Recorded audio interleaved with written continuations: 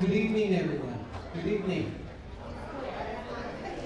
Welcome to our Council on the Go. If I could please have your attention, thank you. Welcome to our Council on the Go, and I'd like to pay special thank you to John Paul High School and also Andrew Island, the principal here at John Paul High School, for allowing us to have this meeting here tonight. We do have comment cards if you'd like to place your comments regarding our Council on the Go. And we also have several presentations, and we ask that you hold off the presentations until afterwards, the questions that you have after our presentations. And I also want to introduce our city council members. Here's Mayor Pro Tem Dr. Scagiola, and we have Councilmember Michael Dalla, Councilmember Jill Whitaker, Councilmember Tim Brown, and Councilmember Allison Hayward that are here to join us, and all our department heads for also being here. Thank you. Again, this is our Council on the Go, and I'm going to turn it over to Dr. Brown and start off our presentation. Thank you, Mayor. Good evening, everybody. So glad to see you here tonight, and glad that you could be here. Thank you for coming out, and we appreciate that. Our staff, I hope you all have taken advantage of talking to our staff. They're fantastic people. They do a great job for the city. They're very dedicated professionals, and we appreciate them. So staff, thank you all so much for being here and for all the great work that you do every day. They really make the city run, and they do a fantastic job with it. So it's my privilege to be able to sort of walk us through this meeting tonight. We're going to start out with our State of the City video, which we premiered this afternoon. This was our first time to do it, actually, at the Chamber Luncheon today. So it's brand new, hot off the press. I don't even think it's on the website yet, is it? Not even on the website. So y'all are really getting a good taste of this. It highlights a lot of the things that we did last year and things that we are going to do in the coming year. So it's a great video and a great opportunity. The video was made by Sarah Gonzalez and Linda Klepper. Where's Linda? There she is. They are the stars of the show. They did a great job. They asked me to do a TikTok video, and so we decided not to do that. So I think you'll be happy with that result. Next year, maybe next year. I'm not really a dancer or anything. I don't really even know much about TikTok, but I'm told that it's pretty cool. So maybe next year we'll do a TikTok thing, but not tonight. So you're in luck with that.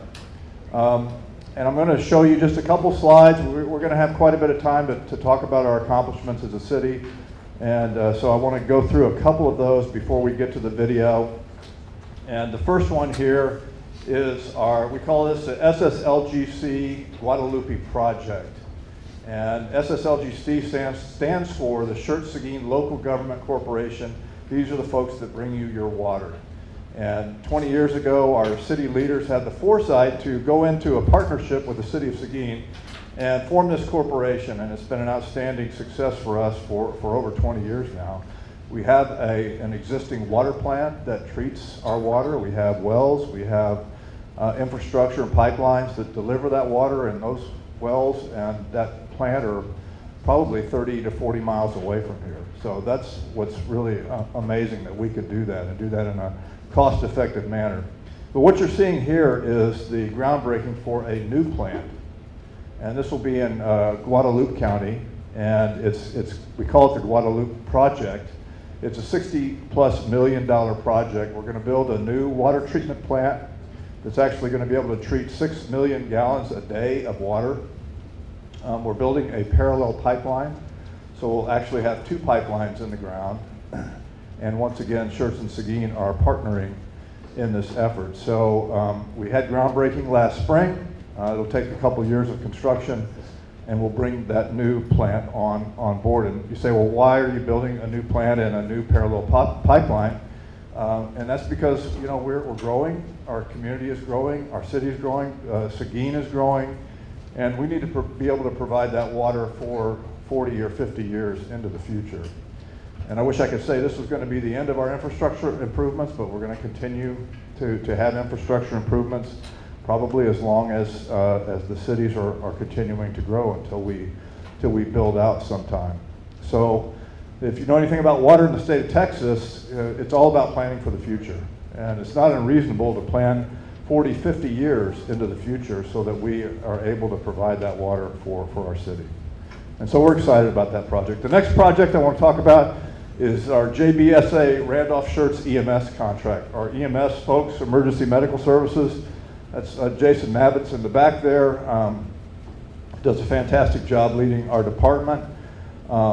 Jason sort of spearheaded this whole effort so that we could get the ambulance service on JBSA Randolph. It's something that we wanted to do for a long time. We were able to make it happen this year through an innovative contracting process that the federal government has. And when I say innovative, there's nothing shaky about that, okay? It's completely legal. But it is an innovative process that allows us to partner with the base and allows us to provide that service to Randolph. So we're proud of that. It just started in September. Most of you know that we provide the regional ambulance service for almost the entire area. And so we were excited to be able to do this in partnership with Randolph. It's just a natural partnership. We're right near the base, and we can partner with them very well. I'll talk about this at the end. And so now onto the video. We've called this Schertz Good News, and it's a takeoff of an internet program, and Sarah and Linda are the stars, so take it away, Sarah.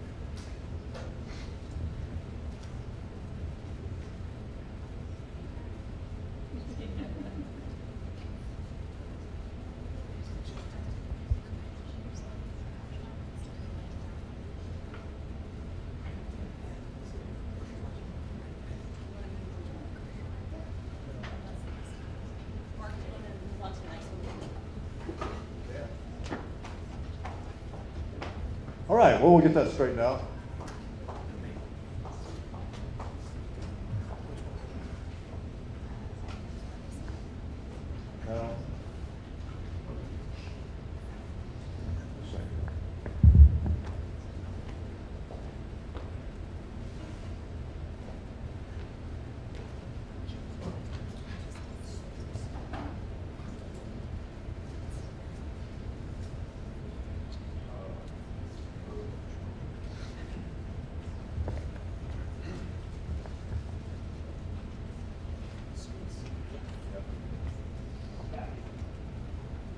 All right, we're going to move on. So Kathy and John Nowak, Kathy Woodley will come and give our presentation and give you an update on our TxDOT projects and our local street repair projects.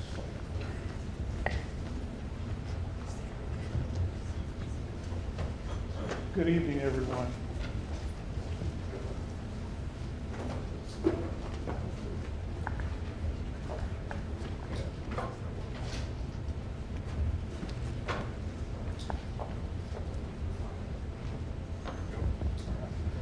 First, I'd like to give you a brief update on projects that we've completed. We've completed some repair work and pavement grinding on Schertz Parkway to improve the ride quality on the street.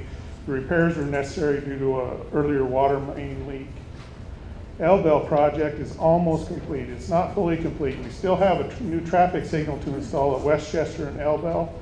That hopefully will get started in a couple weeks and be completed in a short time after that. On Live Oak, this may be the project that seemed like it went on forever. It took a long time to complete, but we finally got the curb, gutter, and sidewalks done. When we get better weather this spring, the rest of Live Oak will get a chip seal, then we'll get a fog seal on top of all of the chip seal areas. The other thing we completed this year was a slurry seal in the estates at Wilson's Preserve, and that project went really pretty well. The residents are pleased with the finished results of that. Excuse me. For our ongoing projects, we've got a lot of different areas in the works. Now, most of the different areas you see up there will receive what we call a slurry seal on the surface as part of our resurfacing effort. We're doing the prep work on that right now. Some of the base repairs, asphalt level up, some minor concrete repairs here and there. And then when the weather's better this spring, we need hotter, drier weather to apply a slurry seal. Will be a new surface on the streets.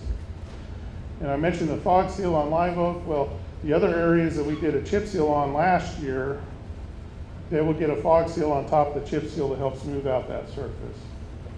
One of the other projects we're excited about is if any of you have driven down Eckert Road south of 35, part of it is in kind of okay shape, but the lower piece is really, really rough. We're able to partner with the county. It'll be a project that will be undertaken that will kind of grind all that stuff up, stabilize it, and we'll put a new surface on it. Long-range plans call for that roadway to be improved, widened, add additional capacity on part of it. But until we can get to that project, this will be a kind of an intermediary project to improve the quality of that. Now, what's nice about that is the county forces are going to do a lot of the work, and we're paying for the material, so it's a kind of a cost sharing to get that project done. And that's expected to occur in the spring.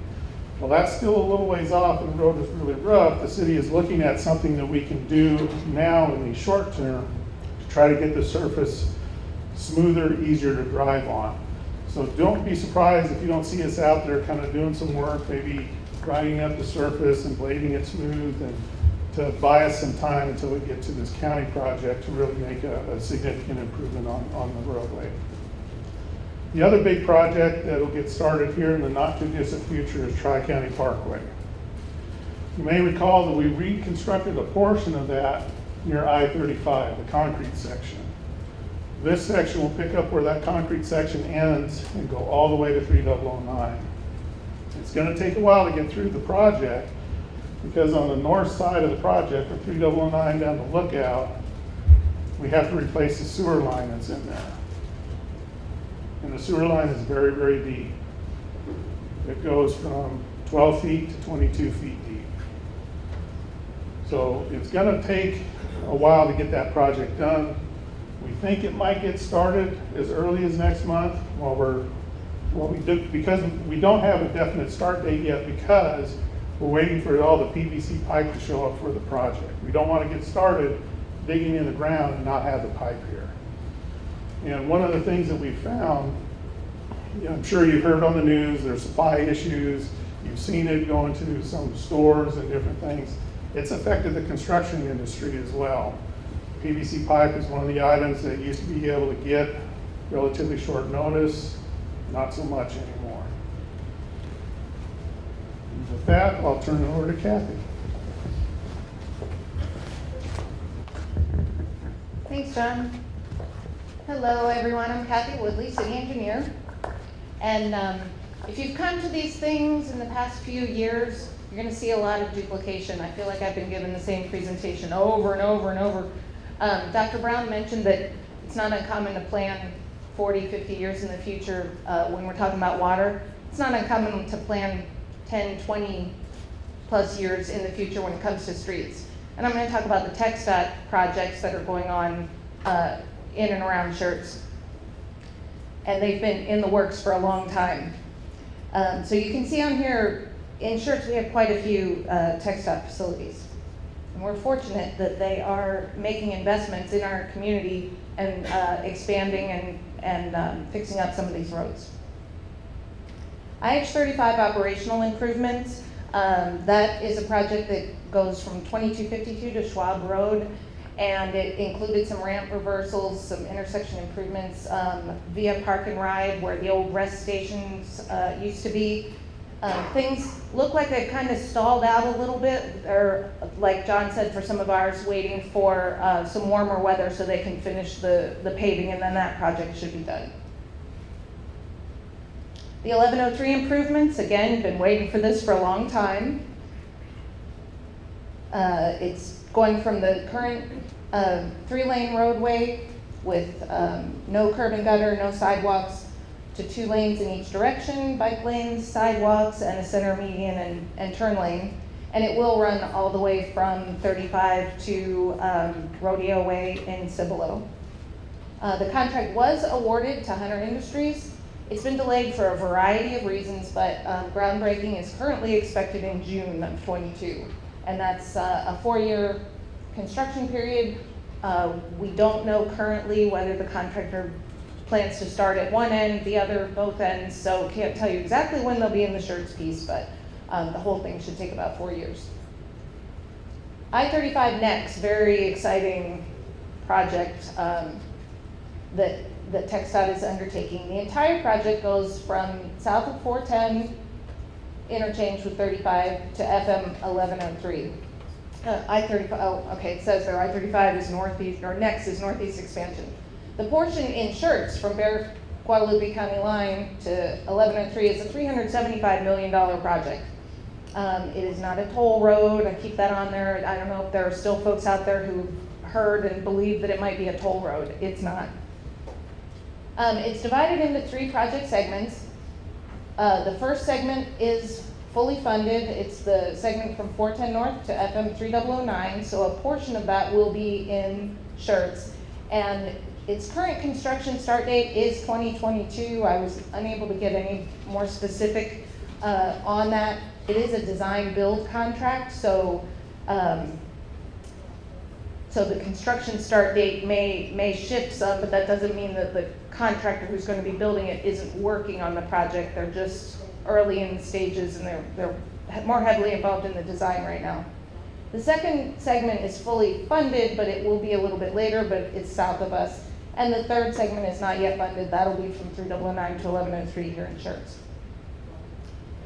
This is generally a schematic of what the sections from 410 to 3009 will look like. They're not widening. Everything's highly developed, so they'll be putting some elevated lanes in on top of the current frontage roads.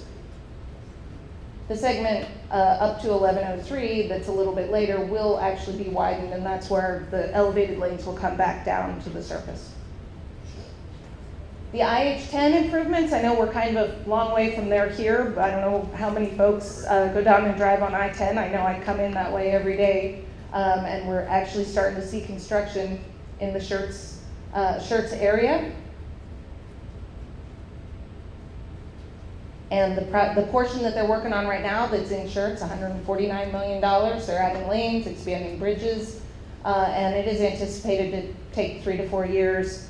Started about 6 months ago or so. It's probably going to be 4 years. These things always end up taking longer than it's stated in the beginning, so 4 to 5 years maybe.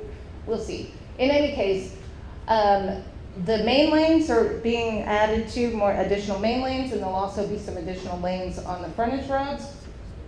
And another, did we take the slide out about the 1518 bridge? I'm not sure. There was a, at the 1518 intersection, I did want to point out that there will be turnarounds and also a traffic signal. That's kind of a big deal for anyone who's in southern Schertz.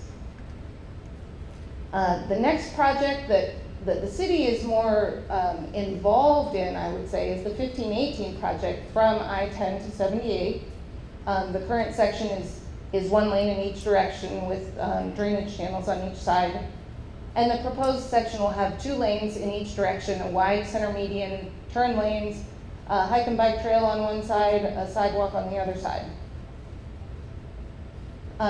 The right-of-way acquisition has been completed for that. Design is nearly complete also. Utilities are beginning to be relocated. Things are a little bit delayed. Some of the electric utilities, some other utilities are a little bit behind schedule getting moved, so construction will likely be let in summer or fall of 23. It was supposed to be this September, but it might be next September, with construction starting in 2024, and it'll be a 2.5 to 3 year construction period. So that project currently is a $60 million project. It's been funded by TxDOT, federal funding. The city of Schertz and Bear County has also contributed. I did say we're more involved in this. One reason we're more involved in this is we need to move our utilities out of the way as well. So we have some water and wastewater relocations that are associated with the road widening. And we'll be starting that project fairly soon, I would say within the next few months. And that's it for our streets update.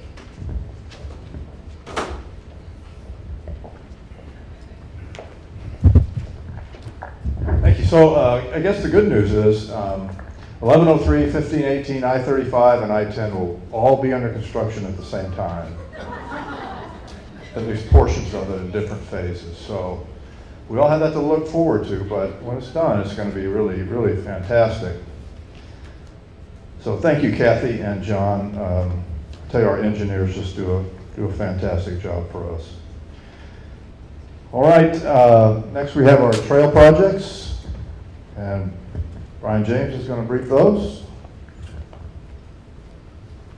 Thank you, Mark.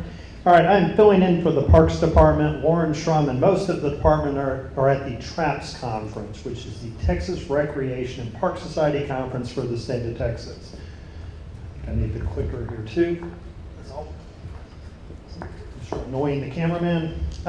So a couple of things that we started this year is what we're calling the Great Northern Trail Project. One of the things we heard from residents is we don't really have enough trails up in the northern part of the community. So as you can see, what we've got is a plan to go essentially from 1518 parallel to I-35 all the way up to the Cypress Point neighborhood off Eckert Road. We've started the section that you've probably seen just north of Schertz Parkway, kind of around where Wiederstein ties in. The next section you'll see is just south of 1103, where we've been working with the property owner to acquire an easement. This is the other project that we have that John kind of referenced, tied to the Live Oak Road project, and that's our Schertz pedestrian routes and bike lanes project. That trail section that was built north of Schertz Parkway is part of this. We also added sidewalks on Live Oak and then bike lanes as well. So that project is getting ready to wrap up. You can see what the trail looks like. This is the section that runs north of Schertz Parkway through that kind of wooded area. Again, it's a decomposed granite trail, runs under the overhead power line, so should be pretty nice when it officially opens. This is the section just south, or really west of FM 1103 that we're looking to put in. And then the other project we're working on is really in partnership with a number of other cities, and this is really the plan for the Cibolo Creek Trail. If you notice, a number of communities play a role in that. One of which is Selma, that's built a little bit of the section, but certainly that's going to be the spine of our system running north to south in our community. So the key is to have a plan. The other key is to start working with your neighboring cities. You know, again, if you're a big city, it's kind of all in your own community, but when you're a smaller community, you need to have those connections work. So again, we're in conversations with Cibolo, Selma, New Braunfels, Garden Ridge, and Universal City about how we link up our trails as we move forward. So that's my presentation.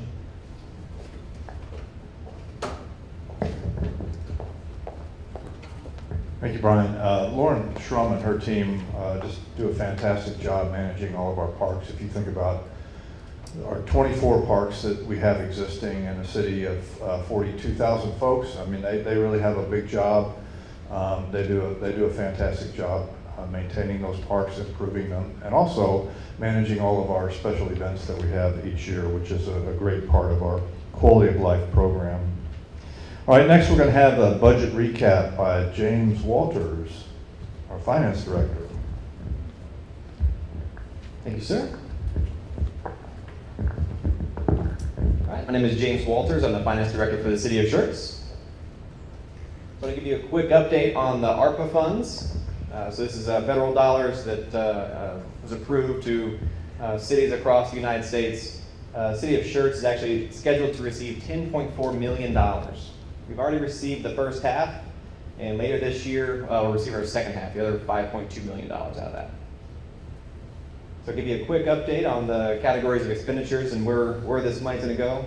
The first category was supporting public health expenditures. That was going to offset payroll expenses and other supplies for the vaccine clinics that the city put on. The second one is addressing negative economic impacts caused by the public health emergency. This is going through a program, officially award grants to local businesses that suffered during the COVID timeframe. Replace lost public sector revenue, $525,000. So the city of Schertz did lose some money throughout the COVID pandemic as well. So we'll be able to recoup some there.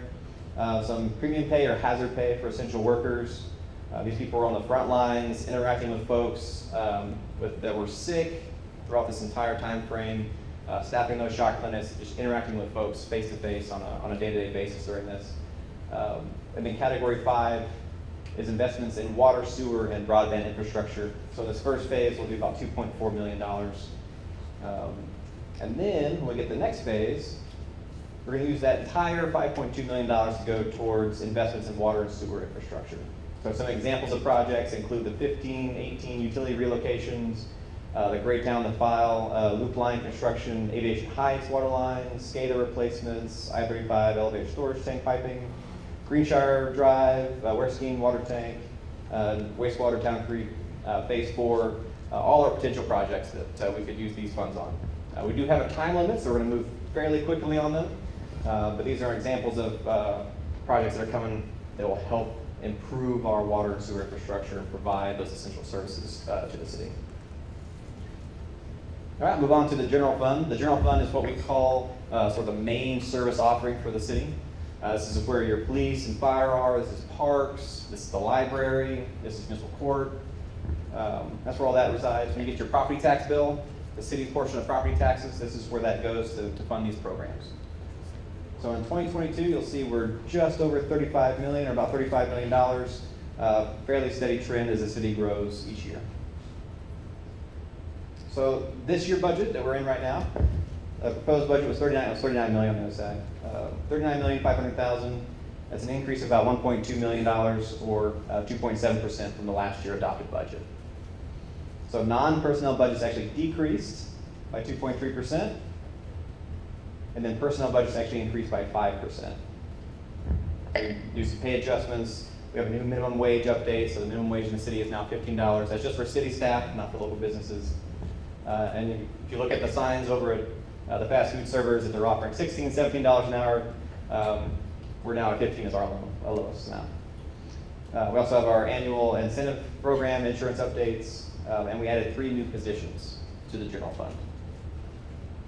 So those are 3 new positions. We added a patrol officer. We try to add one of those every year as the city grows.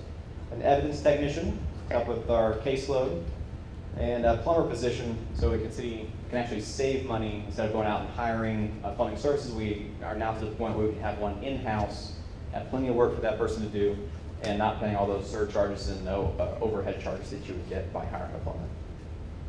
And our enterprise funds, this is EMS, our emergency services, and then our water and sewer system.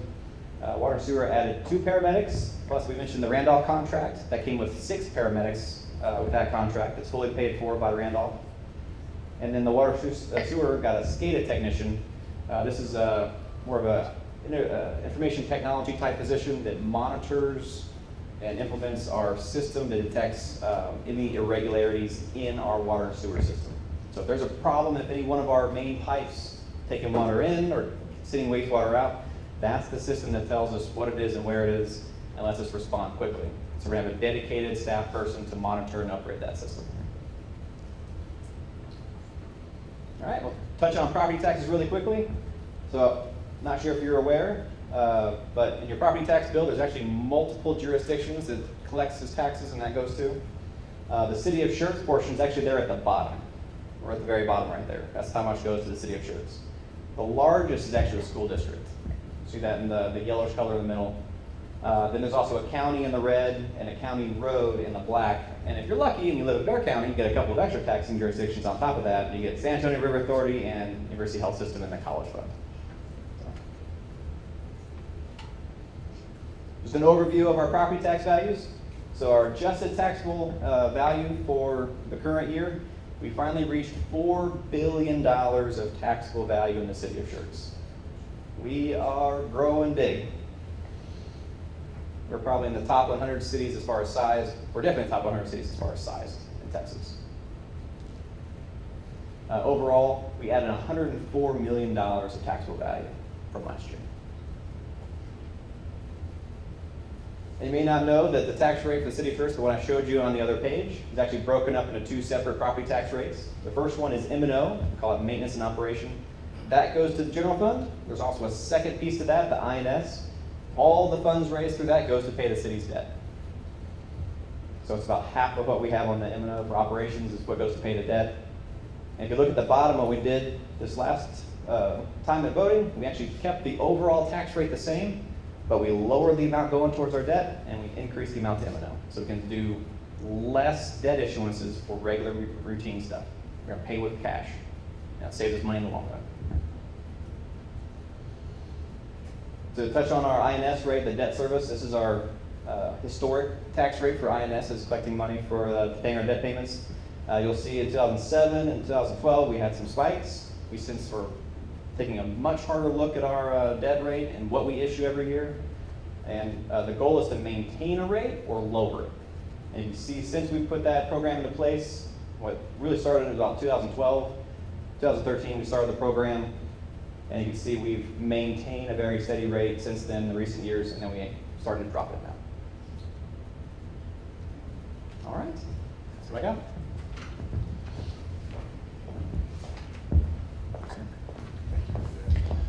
So the ARP is called the American Rescue Plan, the American Rescue Plan Act. And as James said, our share of that was about $10 million, a little over $10 million. And we have allocated the first 5.2 million, as James showed you.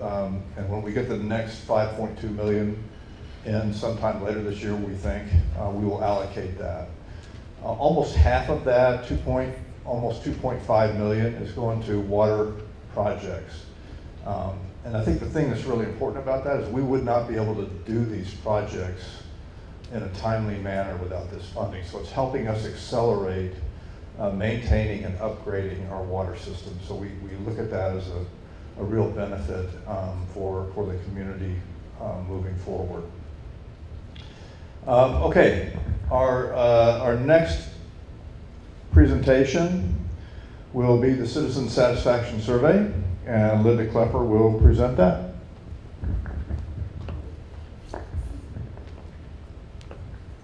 Okay, I'm going to stand over here so that I'm out of the way from the camera. Good evening, I'm Linda Klepper. I'm the Public Affairs Director for the City of Schertz. And recently, at the end of 2021, we conducted a Citizen Satisfaction Survey. So this is the third survey that we have done. Every 2 to 3 years, we survey feedback from the community about city services to see how we're doing. And we do this by contracting with ETC Institute, who is a national company, and this is what they do across the country. I'll share a little bit more about that in a little bit. But they randomly select 3,000 households within our community, and the goal is to obtain about 400 surveys back, and this year they received 436 completed surveys, and so it has a margin of error of plus or minus 4.7% at a 95% level of confidence. So ETC is a national leader in market research for local government organizations, and over the past several years, 35 years, they've surveyed over 2.5 million people across the country. And being able to work with them over the last 3 surveys allows us to be able to evaluate trend data, see where we're moving and where we need to look at improving. So our survey goals to objectively assess resident satisfaction with delivery of major city services and to help determine priorities for the community and measure trends from previous surveys. So some of the highlights that came out of the 2021 survey are not unlike our past surveys. So overall, respondents are very satisfied with overall quality of city services provided by Schertz. And then this further solidifies that the city is moving in the right direction. Since 2019, satisfaction ratings have increased in 61 of 69 areas. Satisfaction with city services is much higher in Schertz than in other communities. So they do, because they survey around the country, they can show us that data on a state level and a national level as well, and how we're comparing to communities across the country or the state of Texas. And we rate well above the US average of 41 out of 45 areas. And we are 31% above the US average on satisfaction with overall quality of city services. Also pointing out, a shout out to our city employees. We are 28% above the US average on citizen satisfaction with service from city employees. So some of the trends, this chart, if you can see it, will show you, we've got some major city categories: fire services, EMS, library, all the way down to city communication, municipal court, and enforcement. And this just shows you the years. 2019 is that white bar in between. I think, does this thing have a laser or no? No. Okay. So in between the dark brownish, I guess, and then the white bar is 2019, and then the current year is the blue. And so as you can see, that blue bar is further out than where it was in 2016. So in each of those categories, in 11 of them out of 14, we've increased our satisfaction since 2016. Sorry, the color is coming out much different on this than on the computer. So those colors aren't great, but okay. Okay, perfect. That will help me. Yes. So right here, you'll see this white bar that you can't really see, but that's measuring the US average. And then the state of Texas is this bar right here, and then the blue on top is where Schertz is rated. So as you can see, compared to the state of Texas and other cities in our state, we're well above those satisfaction ratings. And then with the national surveys as well, we're trending ahead of the US as well. Top priorities identified from the survey, no surprise, traffic, right? We just heard a lot about roadways and traffic in the area. We are a growing community and we're a growing region, and so traffic is obviously something that we're going to be facing and continue to face in the next 5 years. Planning for rapid growth, road repair, maintenance, and expansion, and then enforcing codes and ordinances. Something else that ETC Institute does that I think is unique to their operation is the important satisfaction rating. So during the survey, they're going to ask you how you feel about certain services, whether you're satisfied or dissatisfied, but they're also going to see what you would rate that as far as importance, right? So there's multiple different things that the city does, whether it be parks or whether it be code enforcement or police services or fire services. And so they survey to also get your importance rating of each of those. And so based on that, they will rank them. And as you can see at the top, what comes out is going to be code enforcement, is going to be one of the major categories that is something that we need to look at in the coming years, as well as management of stormwater runoff and flood prevention and city parks and recreation program. So you'll see most important with satisfaction, that's how they compare it. So if the satisfaction is lower than, say, down here where fire service is 94%, this one's sitting at 61, they'll put that with the most important and then they'll rank it. So that's what their system does, and those are the top 3 that came out of that. Looking ahead, so the survey is just one of the tools that we use to develop priorities for the city. We also use meetings like this to gather feedback from residents, and then also our website. We have our customer care email address and 311, where we also encourage residents to give us a call if you have feedback. We also are on social media, and we hear a lot of feedback from our residents on social media as well. So if you're not following us on Facebook or Instagram, be sure to follow us and tell us what you think. And then we're going to continue to incorporate survey data as well as the other feedback that we get from the community to move forward in the budget process. And then survey results for all 3 of those surveys, as well as the data, map data of where those surveys took place, is on Schertz.com.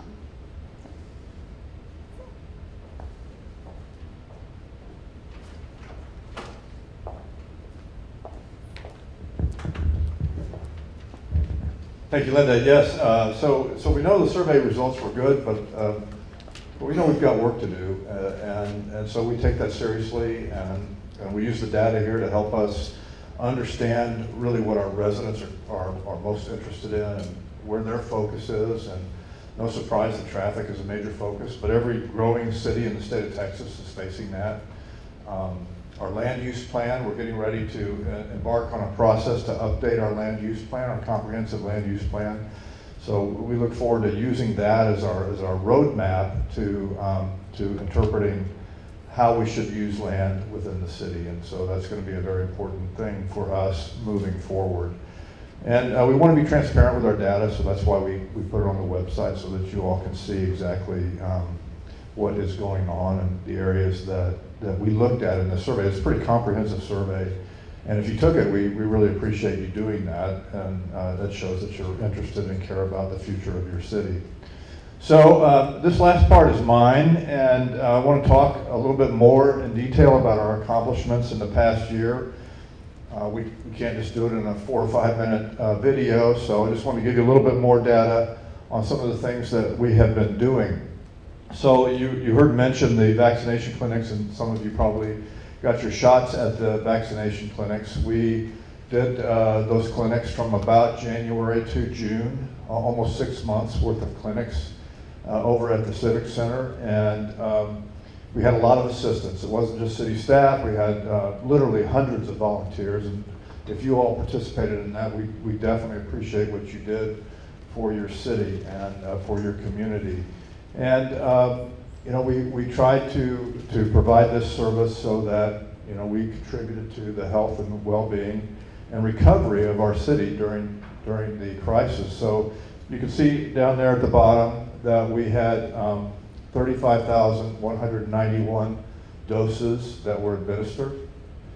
We think that's quite an achievement for a city of our size. Cade Long back there, the fire chief, raise your hand, Cade. He's not incognito. Actually, Cade sort of came up with this idea. And Cade went out and he got us certified as a place that could give these vaccines. And he got a refrigerator that could store, I think it was Pfizer, right, that was like at minus 40 degrees, way back in November, December, a year ago. And so he was really the one that formulated this and led us in this process. And so a lot of kudos to Cade as he led us through this. But most everybody on the staff participated. As I said, many of you as volunteers participated. Mayor Gutierrez had a big hand in organizing and leading our volunteer effort through the vaccine clinics. And we think that it was a success and a model for what a community can do to address its public health needs. And so these were just some of the areas where we had staffing volunteers, and you can see the number. And not only did we have our volunteers in our community, but we had the other cities. So many of our neighboring cities and the county participated. We had high school students.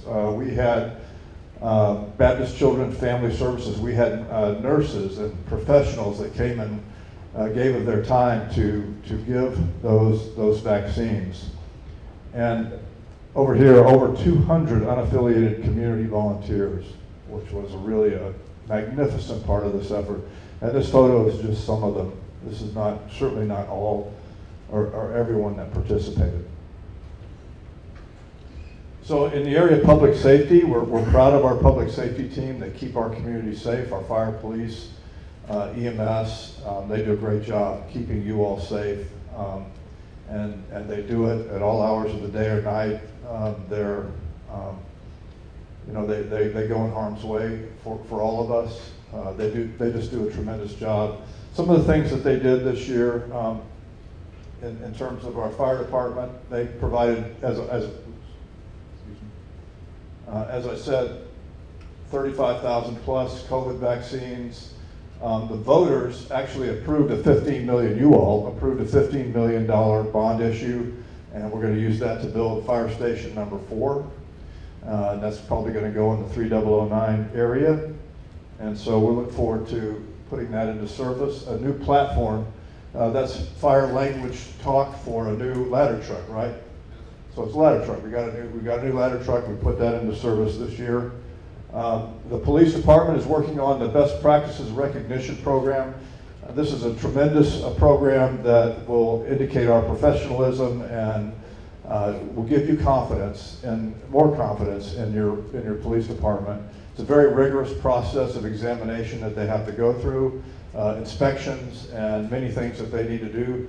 One of the things they did was revise all of their policies in the past year. So they revised them and then had to train the officers on them. So that was a big effort for them. The commercial vehicle enforcement program, prior to this year, we really weren't able to give tickets to commercial vehicles because we didn't have the officers who were trained to do that. So the police department engaged in a program to do that, and we're able to do that now. Animal Services Field Training Program, we continue to improve the professionalism of our Animal Services Center. Right now, they're replacing the air conditioning unit, which has needed to have been done for several years now. But I tell you that that animal care facility and those folks down there do a great job. They're very professional, and they're really outstanding members of our community. In terms of our EMS, we talked about the JBSA agreement. It's over $600,000 annually. They've experienced a 15% increase in overall call volume. So our EMS folks are really busy. They're trying to answer a lot of calls, a lot more calls than they used to. When we got into the pandemic, the calls started going down at the beginning, but now they're going up. And we're generating revenue levels for our EMS calls that's historic. And hats off to them for being able to handle that. 14% increase in transports to hospital, and Affinity Care Clinic agreement to expand our MIH, that's medics in the home. So that's where we send medics out to homes to provide that service for our community. So they're trying to expand that program. You've probably seen the Veterans Memorial Plaza, something that we're very proud of. All of us who are veterans, many of you who are veterans in the room, well, we can all be proud of our Veterans Park. We think it's state of the art. And this has really been done by our Parks Department. They improved that with this sort of theater style seating, amphitheater style seating, new landscaping everywhere. And they just really did a great job of enhancing that park. And they also replaced all the existing bricks. And if you want a brick, if you need a brick, then we're happy to do that. You can do that through our website. And there's an overhead picture of it. The Ashley Park improvements, we're continuing to make improvements at Ashley Park. We've got a quarter-mile fully accessible loop trail there now, and you can see that trail. We've added full accessibility to the restroom, and we're continuing our renovations. And we're going to start some more renovations next month, is when we think, with an additional playground feature. So we're going to rebuild the playground and put a new feature in there. It's going to be a big one that I think is going to be very popular. And then also a new picnic pavilion that will be available to reserve for parties and such. Our special events this year, we're really proud of what we were able to do. So we sort of went back to normal with Moving on Main, which is in April on Main Street, and it's just kind of a neighborhood party get-together where you can meet your neighbors, and we'll be doing that again this April. We did our 4th of July Jubilee, had a huge crowd, probably 10,000 folks at our Jubilee event, our fireworks as well. Candy Cruise, we were not able to do trunk or treat because of the virus cases, but we did our Candy Cruise, so we sort of split that up in different locations in the city, and the kids were able to still enjoy that Halloween atmosphere. And Holidazzle Festival and Angels Parade in December, and then we did a new event this year, the New Year's Eve Masquerade, which was a concert at Pickerel Park on New Year's Eve, and we were glad to be able to do that, and look forward to making that a new tradition within the city. Our Public Works Department, one of the main things is that we did not have to issue a boil water notice for our during the snow event last year. If you recall, many communities had to issue boil water notices because they lost pressure in the system. And why did they lose pressure? Because they lost power. We did lose power, but we were able to get it restored in time to keep our water system active. And so that's a great tribute to our public works staff and all of them. They worked incredibly hard to make that happen. We have a new fleet facility building 27, which is you'll see in the video. We defined our street sweeping schedule, so we better define that so that we continue to offer that as a service to our residents. And we completed an interior refresh of the council chambers and Civic Center flooring. So those are the main projects that Public Works did. In the area of engineering, talked about some of these projects, but Elbell Road improvement, which was a great accomplishment for the city. We talked about the pedestrian routes and bike lanes, Schertz Parkway, continuing to resurface various streets, and the Corbett elevated storage tank in South Schertz. If you see that, that's a major project that got done within the last year. New construction starts in our street department and in our public works department. The Aviation Heights water main replacement is ongoing now. We're replacing all the water mains and connections to the homes and Aviation Heights, Tri-County Parkway reconstruction. The Woman Hollering Creek wastewater trunk main and lift station is a $12 million roughly project that's going to build a new sewer line in South Schertz, and will open up more areas for development down there, and ongoing street resurfacing and drainage remediation. So we do have on our website a capital improvements projects on the business and development page, and you can see what projects are under development in the city of Schertz. So you can go there and you can see all the projects. It's a handy tool, and it's something that's really well done by our folks. In our planning area, the planners had implemented our neighborhood services. That's code enforcement. And it was one area that was emphasized on the survey, so it's something that we know we need to emphasize. I think we're trying to do a really good job of emphasizing code enforcement, improving our code enforcement efforts, and they're doing some innovative things. One is the block, walk, and talk program, which goes out and makes contact in the neighborhoods with the residents. And before problems get to be too bad, we can talk to our residents and help them understand how they can remediate problems. And we successfully worked with our residents in Parkland Village on an easement cleanup, and you can see that over on the right. And we worked with utility service providers to bury some exposed utility lines also in Parkland Village. So those are some of the areas that we're trying to do with our neighborhood services. In terms of economic development, Adrian Perez does a great job as the leader of our economic development department. We have lots of projects in the works. And you can see here that we have buildings 5, 6, and 7 on Lookout Road. And these are industrial projects in our industrial park, warehouse type of facilities. And these are the pictures over here on the right of those being under construction right now. We have a project on 4 Oaks Lane, which looks like this, which is right near Walmart. And so that's a total of almost 574,000 square feet of construction in our industrial park that's either ongoing or will be starting soon. And the total value of that construction is $26 million. So we continue to expand our industrial park, and we look forward to doing that in the future. There's lots of folks that want to come to Schertz. There's going to be lots of opportunity in the future for us to expand and continue to develop our industrial park. We have a big one already, but we have the potential to make it even better. Slim Chickens is coming. Anybody heard of Slim Chickens? Yeah, woo-hoo is right.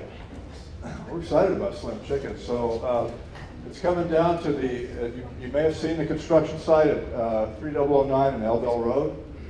And it's going to be a new chicken restaurant. And so that's going to be opening in the next few months. And then also the Kellum Medical Group is building a pretty large facility on 3009. It's going to be a state-of-the-art medical facility, and we look forward to that opening and being a good project for the city of Schertz. And with that, that concludes our presentations. And we're now, are we going to look at the video? Okay.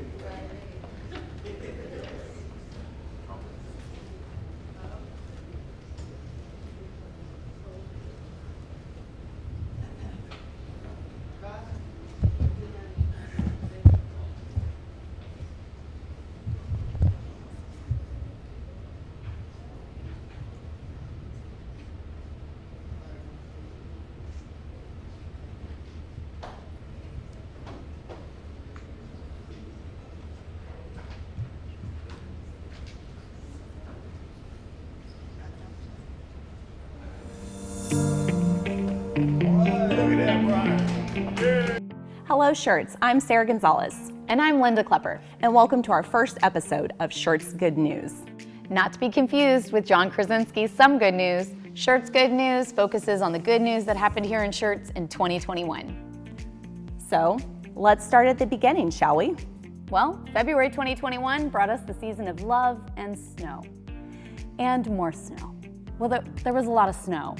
But the good news is that while residents may have had intermittent power outages, Schertz employees worked around the clock in below freezing temperatures to ensure the city's water system remained stable.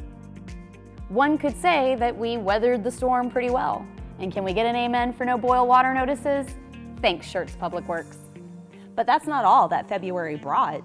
Following 2020 and the long and never-ending COVID-19 pandemic, the city of Schertz decided to roll up its sleeves and do some shots. No, not those kinds of shots.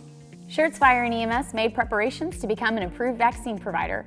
As public vaccination rollouts began in early 2021, Schertz city officials partnered with city, county, and schools to administer over 35,000 vaccines to the community over the course of 4 months.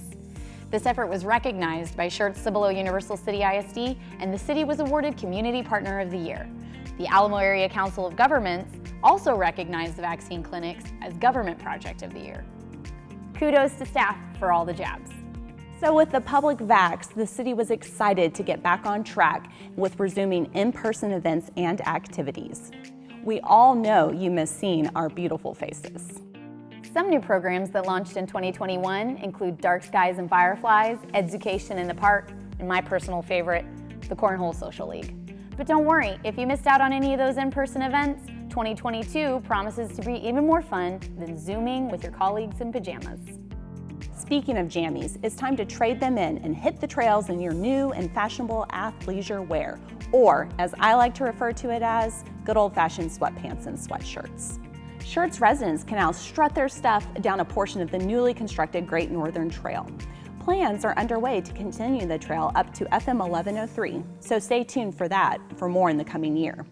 Residents can also check out the renovated Veterans Memorial Plaza with amphitheater-style seating, new accessible pathways and parking, and refreshed landscaping. This plaza is a place to honor and remember those who have served. Let's keep rolling with more Schertz Good News as we bring you an update on the facility that keeps the city moving. Construction on a new $1.3 million fleet building just wrapped near the end of 2021, and this premier facility includes illuminated pits, brighter and more efficient LED lighting, more bays, and will be used to diagnose and repair all city-owned equipment and vehicles. These new features will increase the amount of work that can be completed in the shop, which reduces the time city vehicles are out of service. In other good news, the city continues to improve public spaces, and there is a public arts project in the works to install bronze sculptures throughout the city. Schertz residents also have more reasons than ever to venture downtown, as 2021 has marked an exciting year for new development on Main Street. With the openings of the Purple Pig Barbecue and Chrissy Ray's Dance Studio, among others, business is certainly booming on Main Street. Now, after the last couple of years, I'm sure we would all like some money-back guarantees going into the new year, but like our famous Texas weather, what lies ahead is anyone's guess. But what we do know is that 2022 is forecasted to have even more Schertz good news. So let's kick it over to James Walters, Finance Director by day, News Forecaster by night, to give us a preview of what's to come. Thanks, Linda and Sarah. So in 2022, the city will be focusing on improving several roadways around the city, including Tri-County Parkway, Eckert Road, and many residential streets that are part of the Streets Preservation and Maintenance Program. Additionally, the city will be working on improving the development process with the launch of CityView, a new community development software that will provide comprehensive permitting, inspections, reviews, and approvals. Following the November 2021 approval of the $15.4 million bond for Fire Station Number 4, staff will begin working on bid and design work for the new station in the spring. Finally, if the past 2 years have had you questioning your survival skills like me, then stay tuned as the city works to educate the public on preparing for emergencies. Back to you, Linda and Sarah. Thanks, James. Well, that's it from all of us here at Schertz Good News. We look forward to serving you another year. Until then, let's make it a great day, Schertz.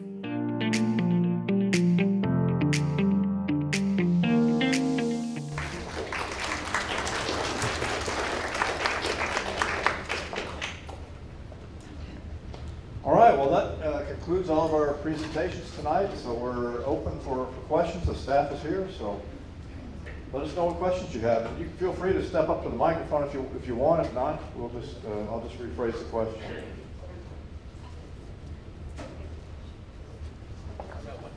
Yes, sir. I live in Scenic Hills, the 55 and older. Go to the microphone up there. I'll have that. I live in Scenic Hills, the 55 and older community, and part of our community backs up to the golf course. Those residents along the golf course are telling us that they're surveying out in that area on the golf course. Do you have anything to know what they're surveying and who's doing it? I think we can update you on that. I'll let Brian James, our planning director. Sure, thanks, Mark. So yeah, as you know, the golf course is under private ownership. The owner chose to close it down. The owner has sort of made clear he's looking to redevelop the property for different uses, essentially in phases, sell off parts. So city staff for the last year and a half or so maybe has had a number of folks come in approaching us about doing development on the golf course. So my assumption is it's some of the preliminary work for that folks do during due diligence.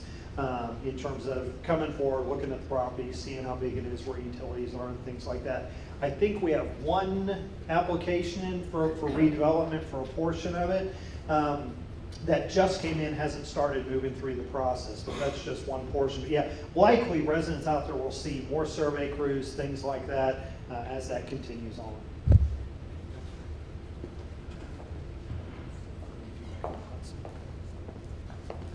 Others?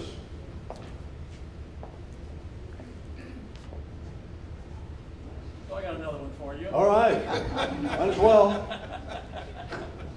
I noticed in the video that they showed the old Wiederstein Street. It gets worse and worse and worse for us that live in Scenic Hills and all that red area there in Northcliffe, trying to come around and get off the freeway. Wiederstein's going to be an accident place to happen. So yeah, we know that Old Wiederstein is an area of concern. We know that it's a project that needs to get done.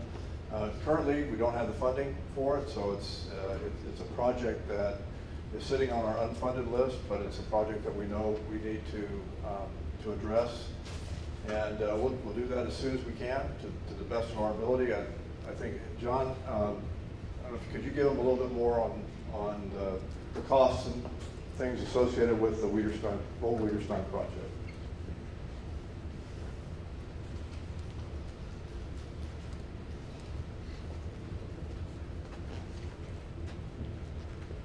Yes, the old Wiederstein project, we talked just about the piece between Cibolo Valley Drive and 1103. That's about an $8.3 million project just to reconstruct that road, to build it with the curb, gutter, sidewalks, the drainage improvements, as well as add some capacity to the roadway. So that's a project that's difficult to fund. That's just for construction. We've got right-of-way acquisition, we've got design that figures in on top of that. The long-range plan is also called to build a new section of Wiederstein Road in between Cibolo Valley Drive and 3009. So that would give you a new east-west connection through the community. And that's about another $4 million to build that section. So you're looking at, if you want to look at a comprehensive single project, about $12 million worth of construction. So it's something that we know is out there. We're trying to identify other funding sources, like could we get funding through the MPO, the Metropolitan Planning Organization, help pay for some of this? We're trying to pull together the money to be able to do that. In the meantime, we will continue to do spot repairs as we can to try to keep the roadway serviceable, but our goal is to try to develop that long-range project as quickly as possible. So we do have, Suzanne Williams, we do have a smaller project on Old Wiederstein in the next couple of years, like around 600,000, but that's not the big project. That's going to take care of, quote, minor repairs until we can get the major project done. Yes, sir. I'm Tim Fye, and we live right up here on 6028 FM 42. Appreciate the city coming out to this part of Schertz. Obviously, there was a reason to come here and get the citizens excited about Schertz being here. A lot of the projects we see, obviously, we will pass through them and use the thoroughfares. 35 affects us. This road right out here in front of the school is a very old road. It's a Texas highway, farm to market road. And I have a few questions about what the city is doing to plan for this area that we live in right here. Sure. That's been a legacy area. It's a historical area for us, the families that have grown up out here. There's some very old farms that have been here. There's several historic Texas designated and even US designated areas that are historic landmarks out here. This road, when you go down it now, it's got many truck storage areas, truck lots. We get tires dumped on our property overnight, trash that doesn't get picked up. Who do we go to in the city? So what's the plan for the city to work with the quarries around here that sell the rock, the independent truck traffic, all those owners that come out here and put up these, 10-acre truck lots?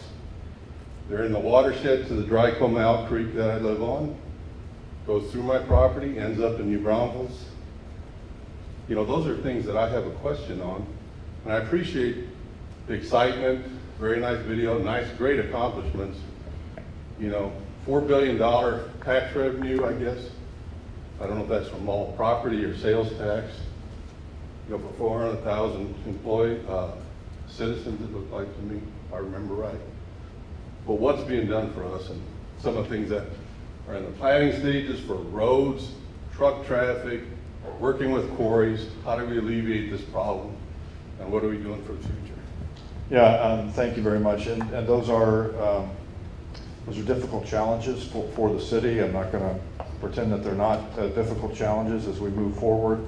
FM 482 is a TxDOT owned street, and I think what we want to do to improve 482 is get TxDOT funding through the Metropolitan Planning Organization. That would be our plan, to be able to fund the repair and replacement of FM 482. We understand the traffic. We talk to the school regularly. We know the issues associated with that. So we'll continue to pursue that as a project moving forward. Did I say that right, John?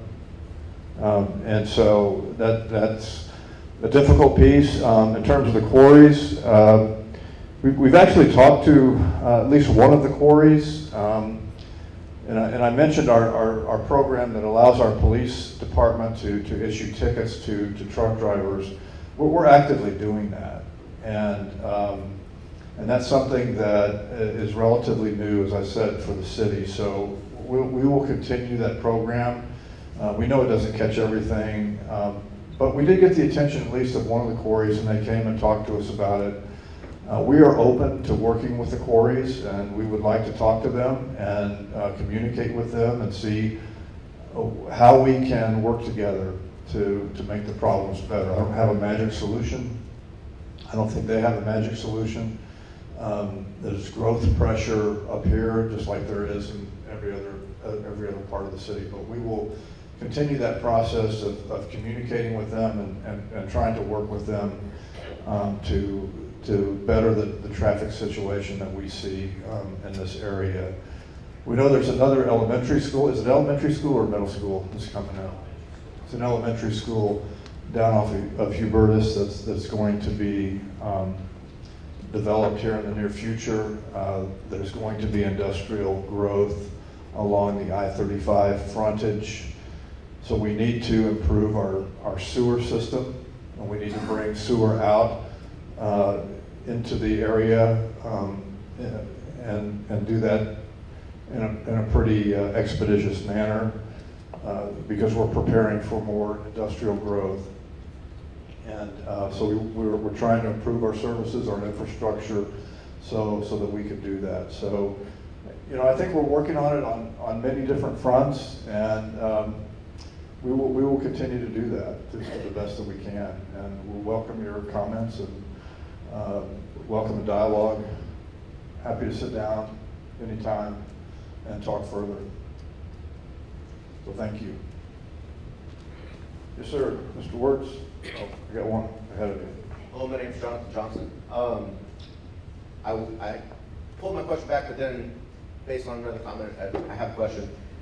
With all the projects that are going and we're growing, which is awesome, we're putting in new roads, new highways, is there a solid plan and a budget to maintain what we already have? For example, the roads that he spoke about, all over we can see potholes everywhere, and I understand that we just told that we're going to patch, but is there resurfacing as a more long-term than just patching spot patches in between, in conjunction with the new roads that are being developed and expanded?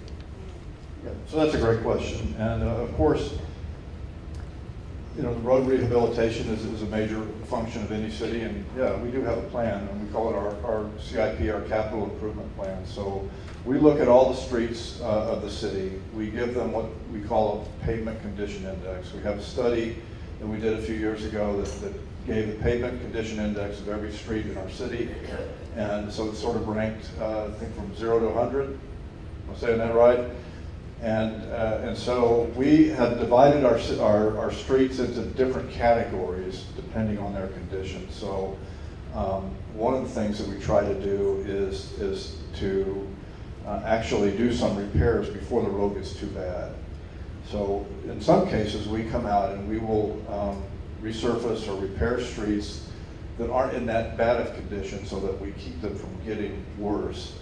And sometimes that means the streets that are really bad continue on a little bit longer. But as I said, we look at all of our streets. We do a pavement condition index, and then we rank order our capital improvement program based on the streets that we have. And so what we have said in the past is that we have about a $2 million requirement every year. And that's not fully funded. But that's our baseline, is to have a $2 million program every year. So we're working towards doing that. James, when he came up and showed you the financial picture, he showed you a declining INS rate and an increasing M&O rate. That's why we're doing that. so that over the next 10 years, we can build our M&O, our maintenance and operations funding, to about a $2 million level so that we can address on a yearly basis those streets. So it means that there's going to be some pain in the short term. But to answer your question is, yes, sir, we have a plan. We continue to work the plan. Any growing municipality has a lot of priorities, a lot of things that need to be balanced in our spending plan. So we're doing the best we can with the funding that we have. And one of the things that we don't want to do is burden the city with too much debt. That's going to cause problems in 20 years or 30 years from now. So that's, I know that's probably, I can't say, hey, I'm going to be out there next year and do all these roads, but we are planning, and we do have a plan to move forward in the future. So I hope that helps. Anybody want to add to that? Brian or John? I think that's. No, I think that's accurate. So I think one thing that I will say is we do have a fairly robust pothole and crack sealing program.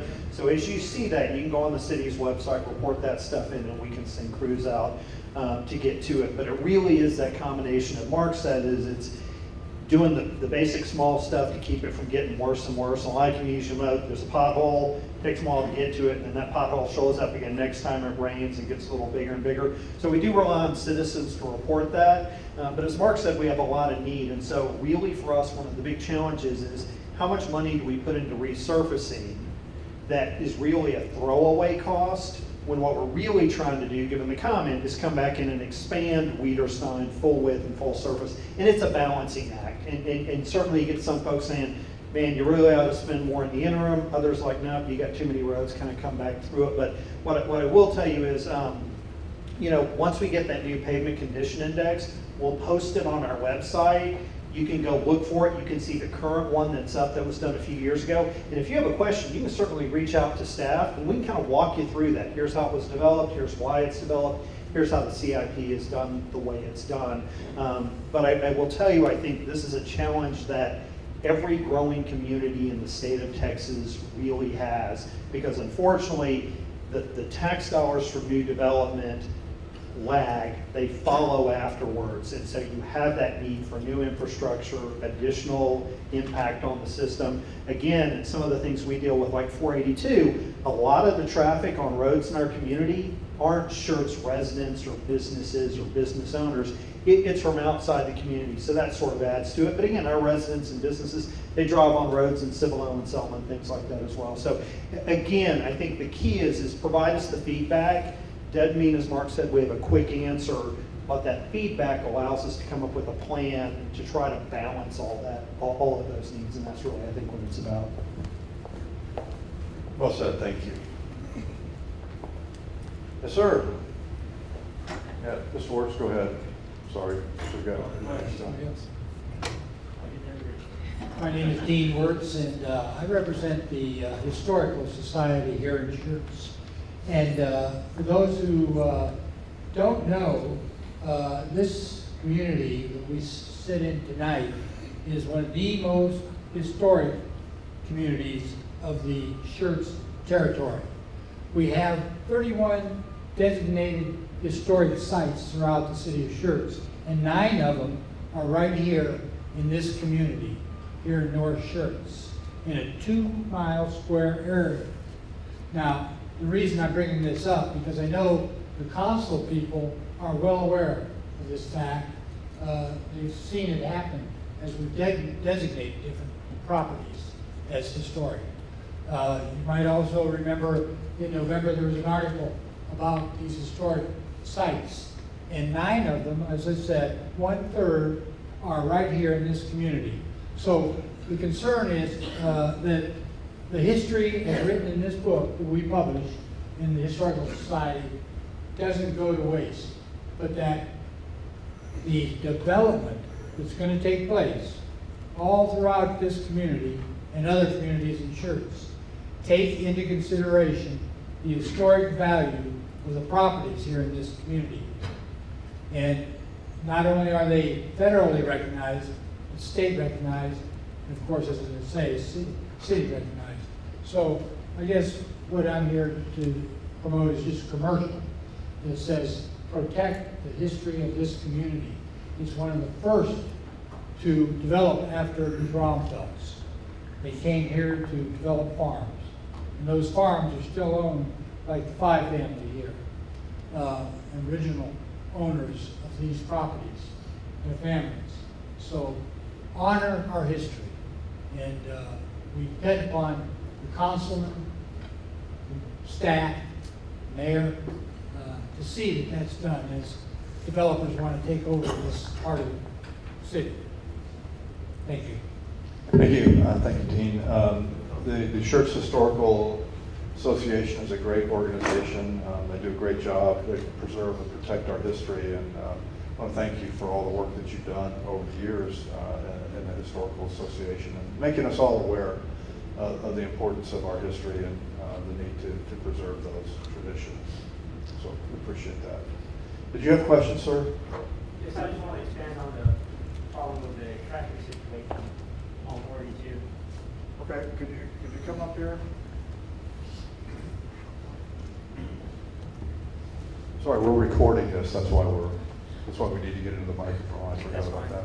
Yeah, I live on 42. I've been in this area most of my life. I've lived right here for 26 years now. We have a real bad traffic problem through here, which I know y'all are aware of that. Church covers a big area, so you can't be here all the time. But we have the trucks rolling through the stop sign down here at Old Nacogdoches Road. We have them speeding here through the school zone, even when the school zone is going on. We had two 18-wheelers right here at the railroad track. Had a cement truck roll over, I guess last year or 2 years ago, whatever it was, down here on the curve at Swab Road. Just recently, another vehicle ran through and tore down the old barns and stuff. It just seems like it's nothing being done about the situation out here at all. You know, I call probably at least once a week, if not more, twice a week sometimes. And I'm retired, so I've got more presence out here on 482, probably more so than anybody else does. So I see this on a daily basis. I also drive I have a 9-year-old son that's in elementary school at Morningside. I drive him to school every day. Now we've gotten to where 40, Swab Road is getting blocked off by all the delivery trucks going to Cisco. I called again this morning. They had to walk up. So we've got to either turn around and go fight the truck traffic on Psalms Road or go back up here and get on the highway to go over to Morningside Drive. And like I said, I don't know the situation. Is anything ever going to be done about that or resolved about it? Or it's ongoing, and it's not just recently. It's been for years. And the more aggregate plants they put out here, the traffic gets that much worse. Yeah, so I agreed. I mean, it's a symptom of growth, and it's a symptom of our ability to enforce it. We have to enforce traffic everywhere through the city, and we have limited resources. So, the police department's doing the best they can with the resources we have. Chief Bain, why don't you come and talk a little bit about our truck enforcement program? Thank you. Good evening, Mark Bain. I'm currently the interim chief of police. Like Dr. Brown was talking about, we have a commercial vehicle enforcement program. It's focused on places such as you're talking about the 18-wheelers that come speed through there. I'm familiar with the accidents that you spoke about. We have currently 3 staff members going to 4 that are part of our traffic program, part of that commercial vehicle enforcement. And you'd really be surprised what they come across. It has been extremely successful in the fact that they're getting unsafe vehicles off the street. Approximately 80% of the trucks that they're stopping are putting out of service. So think about that. 80% of the trucks on the road that we come across are being put out of service right there on the side of the road. So it gives us a greater picture of what's really happening on the road, not only with the truck safety, but obviously with the accidents we've seen, we can just slow them down as well. And like Dr. Brown said, we had been in contact with one of the quarries in the area because our enforcement efforts, we met quite a few of their drivers, which prompted a conversation. So we do have their attention, and we can definitely get our troops back out here, and we'll focus a little bit more on that truck traffic and speeding for you. And if you ever see anything in the future, by all means, please contact us, and we'll get somebody out. I will. So thank you. And We do work closely with the school here. We meet on a regular basis with Principal Andrew and Kim, and we thank you for your support of the city, and also I think they do a great job advocating for what's going on out here. So I think we do have an understanding and appreciation for the issues that you face, and you know, we want to help you solve them. And so that's really what we're trying to do, the best that we can with the resources that we have. So I appreciate that. Other questions? Yes, ma'am.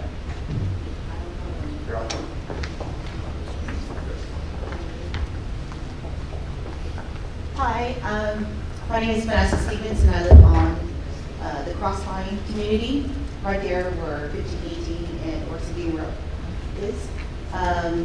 On January 28th, during our dinner time, we saw an accident that happened. Like, we didn't see it, but we heard it. Right where the curves, entrance of the Pulte community right there, accident happened. Truck flipped over, had to get the jaws of life, meaning that happened there. On the 11th of February, the same spot where it curves, another accident happened. At night there, it's completely dark. It's not lighted.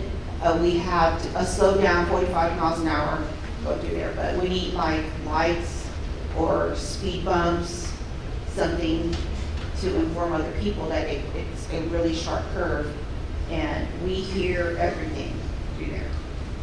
Motorcycle racing, cars racing down the, I just want to know if there's anything that happened there. I see that y'all expanding on the 1518, you know, but is there anything that happened on Lower Seguin Road?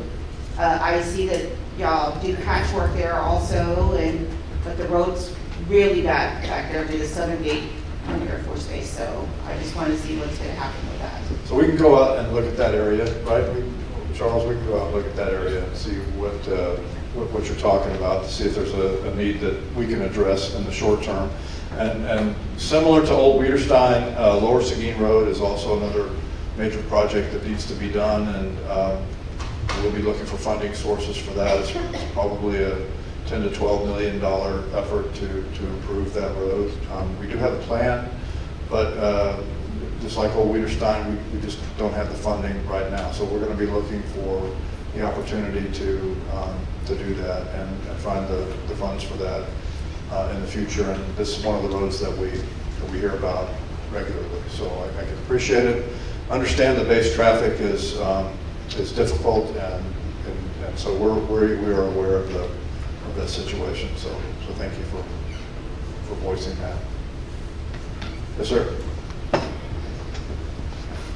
I'm going to add a follow-up question to my question earlier about Lower Seguin specifically, because as 1518 expands and becomes a connection point from the 10 to all the way, the whole expansion project, Lower Seguin is going to get a lot more traffic. People try to cut across just like they did when 1604 was under construction. Is there any plans, or is that incorporated in the 1518 expansion to use that as a thoroughfare? My fear is, especially that intersection at Lower Seguin and 1518, that people will find alternative paths, through the Crossline community and through the community she just spoke about, to bypass that intersection. Right. And 1518 can't handle any more traffic than it's already getting. Second, is there any communication? I know we get 635,000 from the base. Is there any negotiation with them as a majority of that traffic, or I would say a majority of the traffic during 2 parts of the day, are from the base? Do they help facilitate those roads with their civil engineering?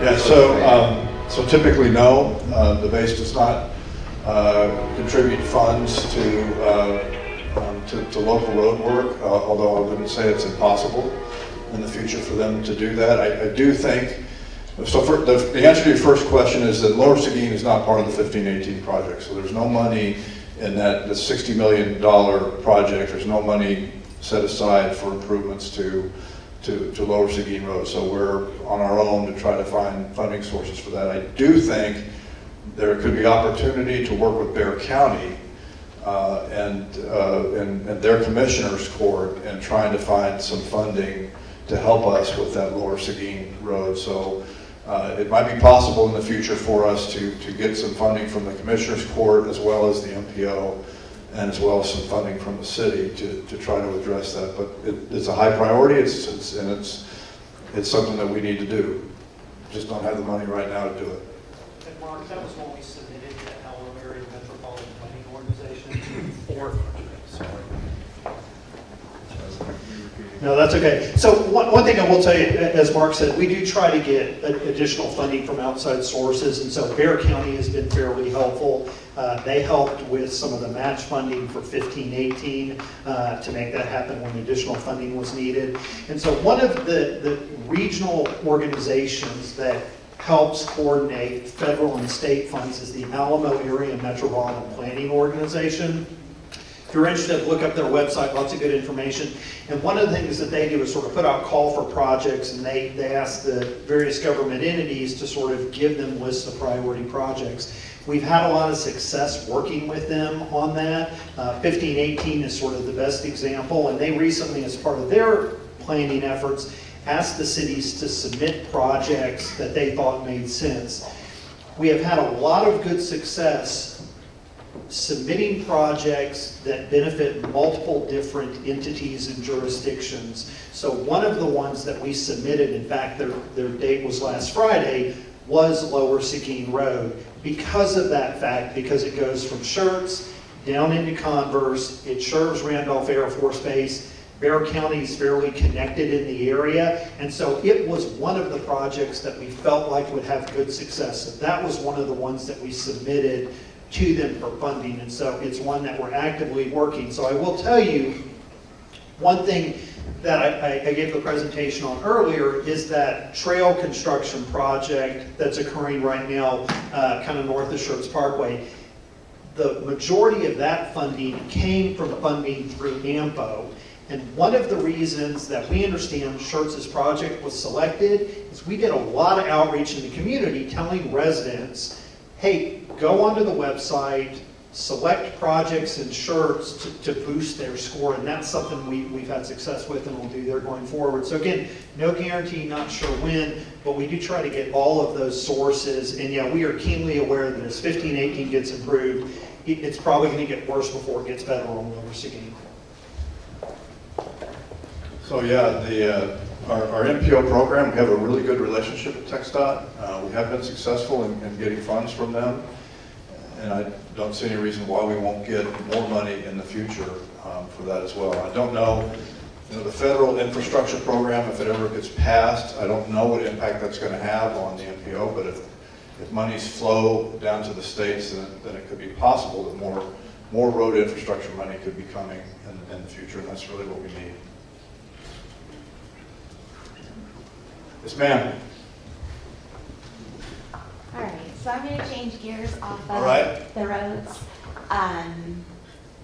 I have heard rumors, and there's a lot of chatter in the Crossvine community regarding rezoning that was voted on and approved for farmland and housing area that's designed right now for single-family use on the opposite side of 15-18. Some of the rumors that are going around is being said that that's targeted as low-income housing, that the presentation that was made was saying for first responders, military, etc., that fall outside of the income requirements for that. And as a veteran, as the wife of a retired veteran, and we chose to make that area our home for the way that it is right now, it's concerning that these major changes are happening, number one, because that's not where we chose to buy. We didn't choose to be walking distance to a grocery store for a reason. We don't have that out there. So if in fact low-income housing is going to be coming, that's concerning because there aren't facilities for those people. But on top of that, I would say one of the issues that I have as a resident and hearing that someone on the board has tie into that land that's up for sale. And I don't know who it is because this is my first meeting that I've attended. And so, like I said, some of these things are rumors. And it all came about because some of the neighbors got notice that they would be in the impacted area. We are a street or two beyond that, so we didn't get that notification. And that's why I'm here, is to try to get some from y'all's mouth answers to find out how to go about fighting this, because I requested a Freedom of Information Act on that, and I got a response that was very poorly written from an attorney, a lot of grammatical errors. So if that's the Schertz attorney that's responding to me, that gave me a sour taste right away, to receive a letter from an attorney with severe grammatical errors. But then on top of that, to tell me that my requests are wrong when I'm, and that they can't be fulfilled, when I'm specifically asking for information regarding this that does have a direct impact on a nearly $500,000 home that I'm in.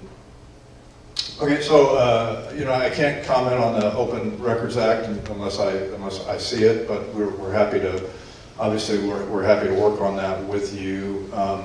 So there is a multifamily project that's been proposed for that area. There's been no zoning action though.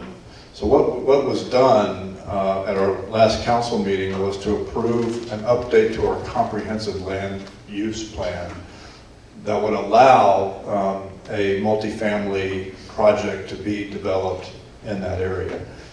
But there's still a follow-on action that would have to occur, and that would be for that project to apply for the actual zoning to be approved for that use on that property. That's a step that has not been taken yet and is still to come. So if someone is saying that a zoning action was taken, that's not accurate at this time. So there will still be another round, there will be notice, and there will be opportunity to come in and comment on that as well.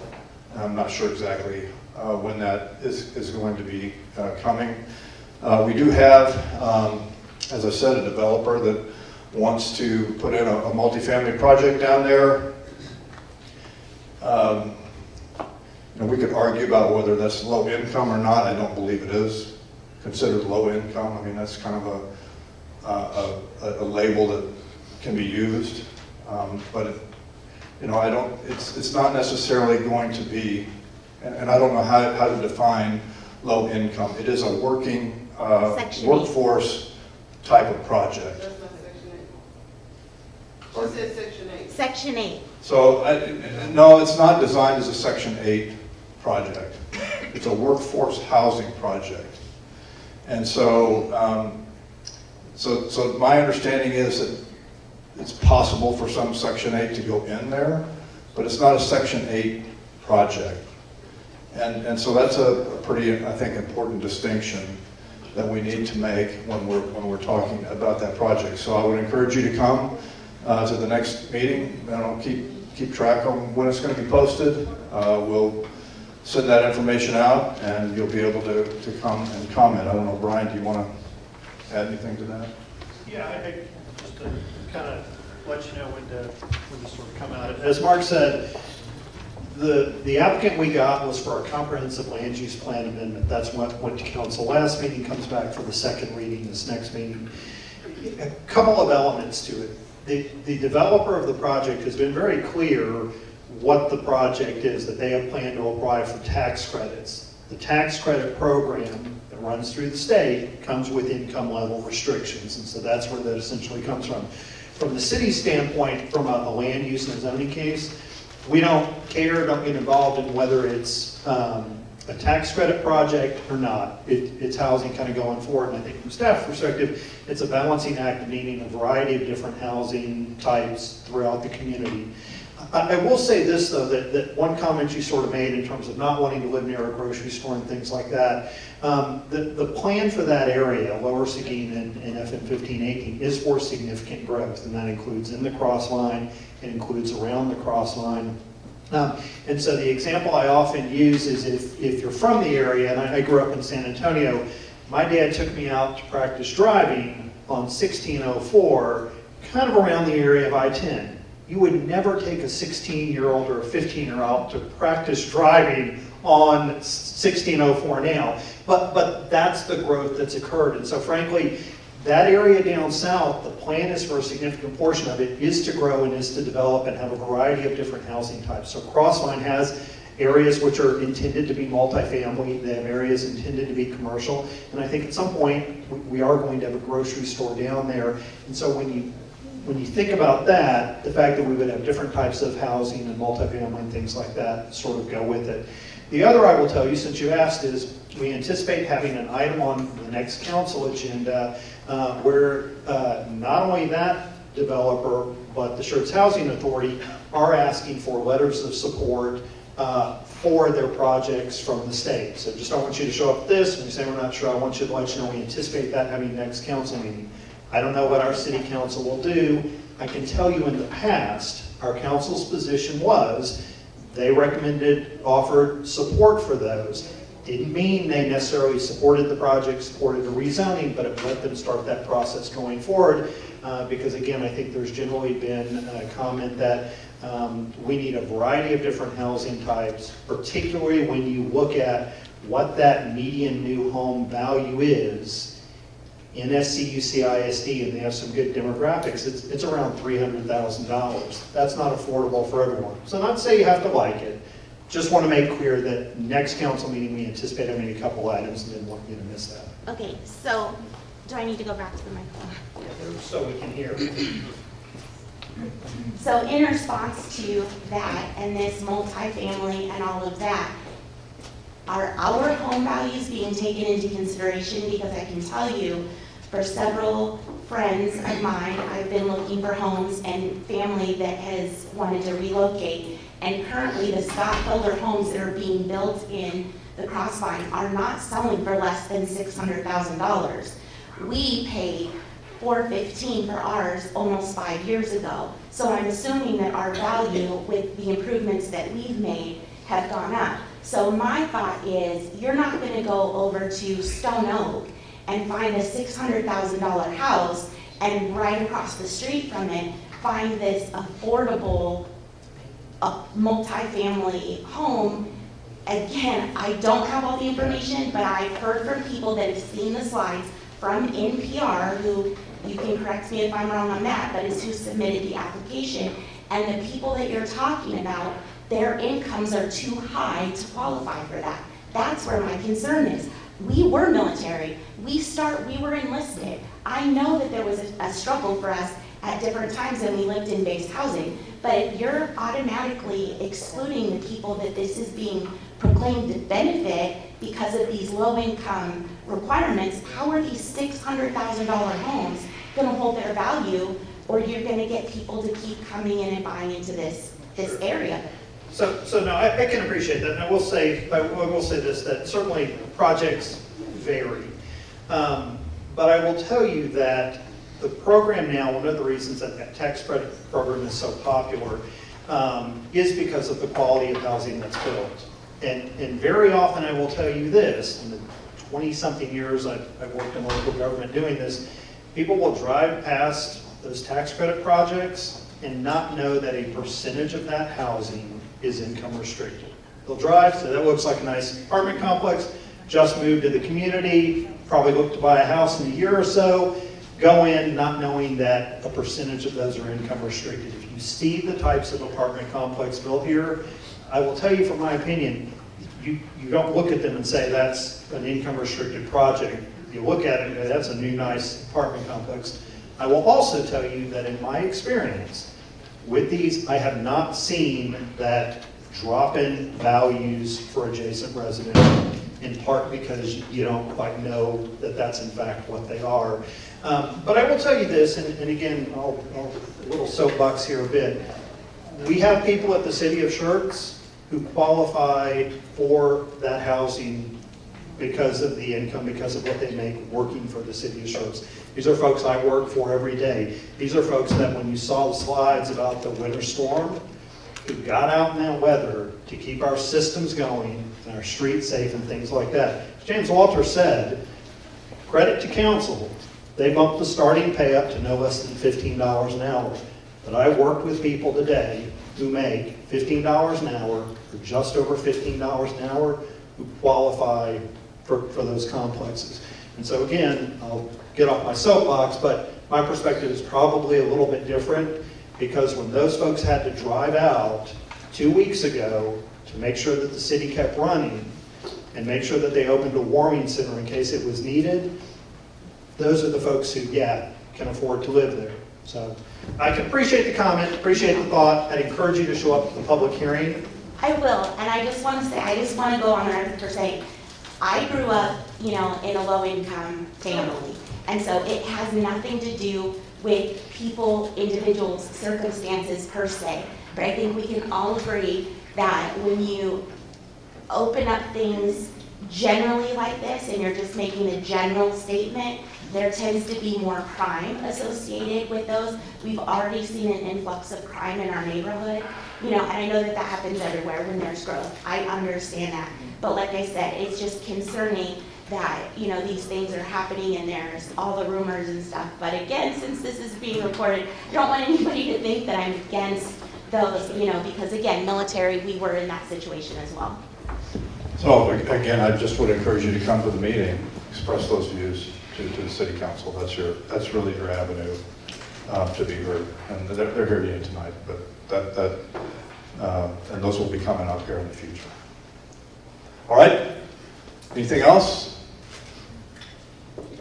Mayor? No. No, I wanted to make sure that the mayor is adjourned. You don't want to make a closing statement? Yeah. I didn't plan on any, but thank you all. Thank you all for joining us tonight. I hope this answers your questions that you had. We are a growing community. We are growing. But our staff is doing a wonderful job on that growth. And I appreciate their efforts and everything they do for our city. I don't have anything else to say, but drive safe, good night, and thanks for joining us. Mayor, adjourn, please. Adjourn the meeting. Yes, it is 8:17, the meeting is adjourned.